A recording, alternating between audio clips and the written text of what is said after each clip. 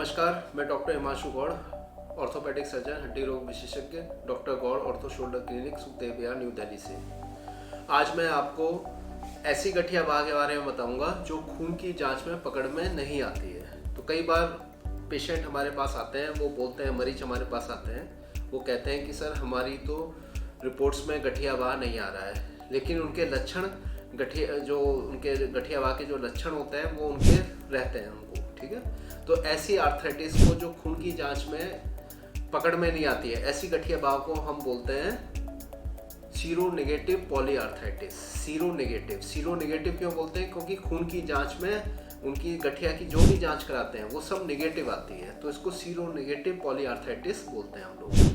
तो sero negative polyarthritis के लक्षण क्या क्या होते हैं? जो अन्य गठिया में होता है वही इसमें होता है। इसमें एक जोड़े में या दो जोड़ों में या तीन जोड़ों में या कई सारे जोड़ों में दर्द आ सकता है। दर्द के साथ सूजन भी आ सकती है और जोड़ों में अकड़न आ सकती है, ठीक है।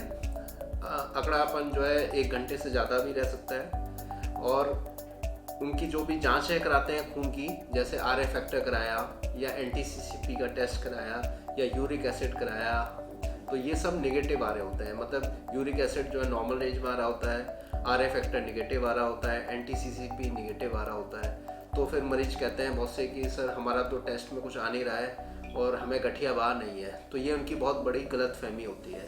अगर आपके टेस्ट में नेगेटिव आ रहे हैं ब्लड टेस्ट गठिया बाह के, तो इसका मतलब ये नहीं है आपको गठिया बाह नहीं है, वो गठिया बाह हो भी सकती है। इसको हम बोलते हैं सीरो नेगेटिव आर्थराइटिस। कई बार ये जो है गठिया बाह खून की जांच में पकड़ में नहीं आती है, लेकिन लक्षण सारे गठिया बाह वाले ही होते हैं, आर्थराइटिस वाले ही सिम्टम्स होते हैं। तो ऐसे मरीजों का इलाज क्या होता है? इनका इलाज भी गठिया बाह की तरह ही इनका इलाज किया जाता है। गठिया बाह की दवाइयाँ शुरू की जाती हैं। अगर दवाइयों से 70 से 80% मरीजों को काफ़ी आराम आ जाता है, और अगर आराम नहीं आता है बाई चांस, तो फिर ऐसे मरीजों के गठिया बाह के इंजेक्शन लगते हैं, तो उनसे उनको काफ़ी आराम आ जाता है।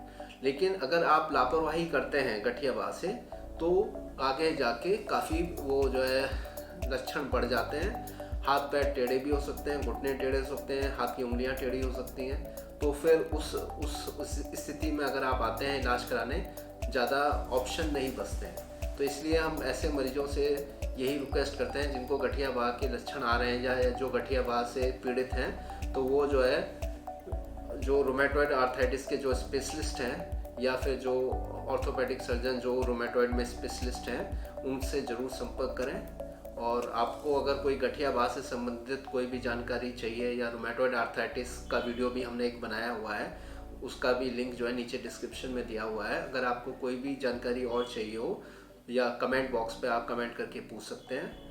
हमारे क्लिनिक का पता है doctor Gaur ortho shoulder clinic, Sukhdev Vihar, pocket b, new Delhi. Thank you.